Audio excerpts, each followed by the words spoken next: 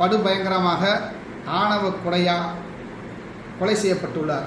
அதற்கு காரணம் என்னவென்றால், சுர்ஜித் என்ற நபர், அதாவது சுர்ஜித் நபர் யார் என்றால் கவினுடைய காதலி. பள்ளி பருவத்திலிருந்து அவங்க இருவரும் காதலிச்சிருக்காங்க. இதை ஏற்றுக்க முடியாமல், இதை சகிச்சுக்க முடியாத காதலியுடைய சகோதரன் சுர்ஜித் நேற்று முன்தினம் அவரை திருநெல்வேலியில் கேடிசி நகர்லேருந்து போய் அழைச்சிட்டு பட்ட பகலை வெட்டி படுகொலை செஞ்சுருக்காங்க. இப்போ நாம் பார்க்க வேண்டியது என்னென்னா, இந்த ஆணவ கொலையால் ஏற்படக்கூடிய மிகப்பெரிய தீமைகளை பற்றி தெரிந்து கொள்ள வேண்டும். ஏனெனில் ஆணவ கொலை அவசரத்தில் நாம் எடுக்கிற முடிவாக இருந்தாலுமே அந்த கொலையால் சுர்ஜித் மட்டும் பாதிக்கப்பட போகிறது கிடையாது. சுர்ஜித்தோட அம்மா மற்றும் சுர்ஜித்தோட அப்பா இருவருமே காவல் அதிகாரிகளாக இருக்காங்க, சார்பாய்வலாக இருக்காங்க மணிமுத்தார் பட்டாலியனில். அவங்களும் இந்த வழக்கில் வருவாங்க. இந்த 3 நபர்களுமே சிறைப்படுத்தப்பட்டு நீதிமன்றத்தால் நிச்சயமாக தண்டனை கொடுக்கப்படுவார்கள்.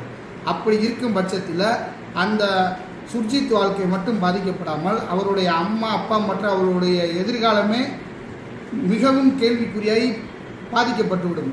எனவே ஆணவ படுகொலை சம்பந்தமாக இனி வரும் காலங்களில் ஆணவ படுகொலை நடக்காத வண்ணம் தமிழக அரசு, குறிப்பாக நெல்லை மாவட்டங்களில் இன்னும் மிகவும் பின்தங்கி இருக்கின்றது. இந்த ஆணவ கொலை மற்றும் இந்த கொலை சம்பந்தமாக அதிக அளவில் நாளுக்கு நாள் அங்கே நடைபெற்று கொண்டிருக்கிறது.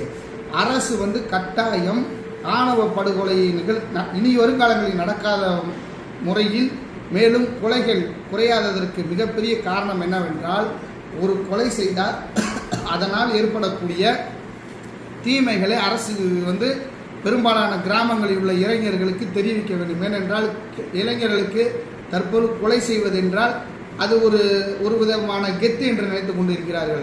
அதை கெத்து இல்லை. அதால் ஏற்படும் பெரிய குடும்பங்கள் ஏற்படும் பாதிப்புகளை நிச்சயம் அரசு ஒரு குழு அமைத்து தெரியப்படுத்த வேண்டும். இப்பொழுது அப்பாவி இளைஞன் கவின் அவர்கள் இறப்பிற்கு, ஈடு செய்ய முடியாத இறப்பிற்கு அரசு என்ன செய்துவிட முடியும்? ஆதி திராவிடர் என்ற காரணத்துக்காக ஒரு 10 லட்ச ரூபாய் இழப்பீடு மற்றும் அந்த வழக்கிற்கு தண்டனை வாங்கி தர முடியும்.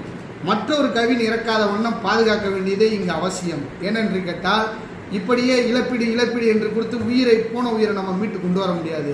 எனவே தமிழக அரசு நெல்லை மாவட்டங்களில் இருக்கக்கூடிய பெரும்பாலான ஆணவ கொலைகளை விரைந்து நீதிமன்றத்தில் நடத்தி அவர்களுக்கு தண்டனை வாங்கி கொடுப்பதும்,